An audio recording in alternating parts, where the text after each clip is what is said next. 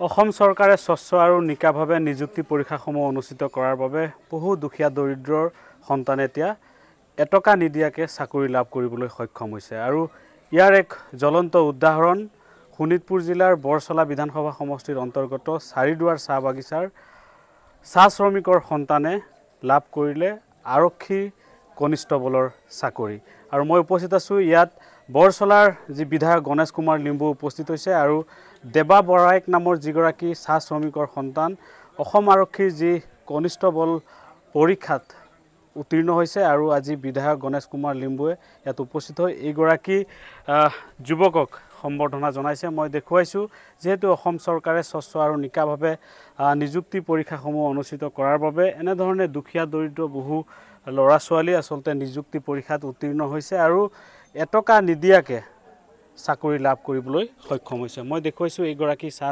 শ্ৰমিকৰ সন্তান কি পৰীক্ষা আৰু কেনেধৰণে অৱতীৰ্ণ হয়। ধন্যবাদ দিছোঁ সকলোকে আহি অভিনন্দন কৰাৰ বাবে। মই অসম পুলিচৰ কনিষ্টবলত এপ্লাই কৰিছিলোঁ। আজি তাৰ ফলাফল ঘোষণা হ'ল। ভাল লাগি আছে। 3 বছৰৰ অপেক্ষা কৰাৰ পিছত আজি তাৰ ফলাফল পাইছোঁ। তো এইটোৱে ভাল লাগিছে। মুখ্যমন্ত্ৰী ডাঙৰীয়াক ধন্যবাদ দিব খোজোঁ যে ইমান ট্ৰান্সপেৰেঞ্চিৰে যিবোৰ প্ৰক্ৰিয়া চলালে তাৰ বাবে অশেষ ধন্যবাদ। নিশ্চয়কৈ এয়া হৈছে মাতৃ চাহ শ্ৰমিকৰ সন্তান আৰু এতিয়া আৰক্ষী কনিষ্টবলৰ চাকৰি পাইছে এটকা নিদিয়াকৈ আৰু এয়া অসম চৰকাৰৰ যি স্বচ্ছ আৰু নিকাভাৱে পৰীক্ষা অনুষ্ঠিত কৰাৰ বাবে এনেধৰণে নিযুক্তি লাভ কৰিছে। কি ক'ব?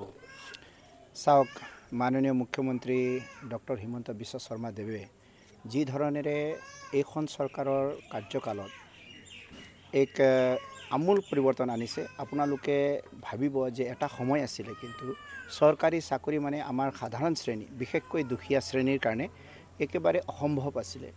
বিনা টকা পইচা বা নেতাসকলৰ লগত যদি যাৰ সম্পৰ্ক নাথাকে সেই মানুহে পঢ়া শুনা কৰাৰ পাছতো তেওঁ মানে একো আশা নাছিল যে মই যে চৰকাৰী চাকৰি পাম।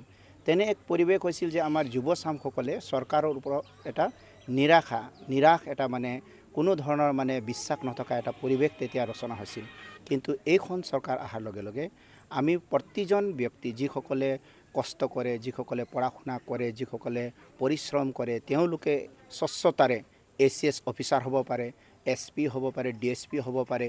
এই সকলো বিষয়বিলাক আত্মবিশ্বাস কিন্তু আমাৰ চৰকাৰৰ দিনত নিকা আৰু স্বচ্ছ ব্যৱস্থাৰে চৰকাৰী চাকৰি দিয়াৰ ব্যৱস্থাৰে কিন্তু মানুহৰ মনত এটা আত্মবিশ্বাস ঘূৰাই আনিছে।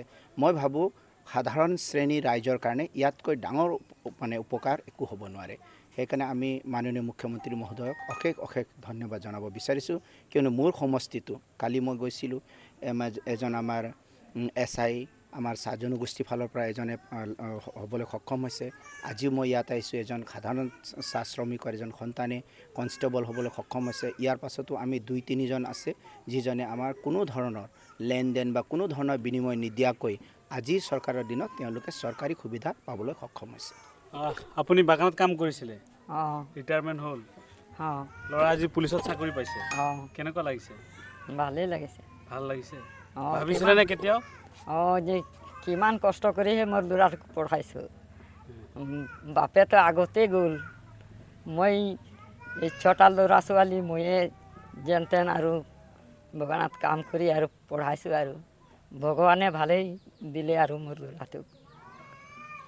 নিশ্চয়কৈ এয়া আছিল চাহ শ্ৰমিক মাতৃ আৰু সন্তানে আজি অসম আৰক্ষীৰ কনিষ্টবল পদত নিযুক্তি লাভ কৰিছে আৰু বিধায়ক গণেশ কুমাৰ লিম্বু উপস্থিত হৈ এইগৰাকী চাহ শ্ৰমিকৰ সন্তানক অভিনন্দন জ্ঞাপন কৰিছে আৰু এয়া হৈছে এক উদাহৰণ। আপুনি বিচৰা বাতৰি পাব কেৱল নিউজ 18 এপত। নিউজ 18 এপ ডাউনলোড কৰিবলৈ স্কেন কৰক এই QR কোড। গুগল প্লে ষ্টৰতো পাব এই নিউজ 18 এপ।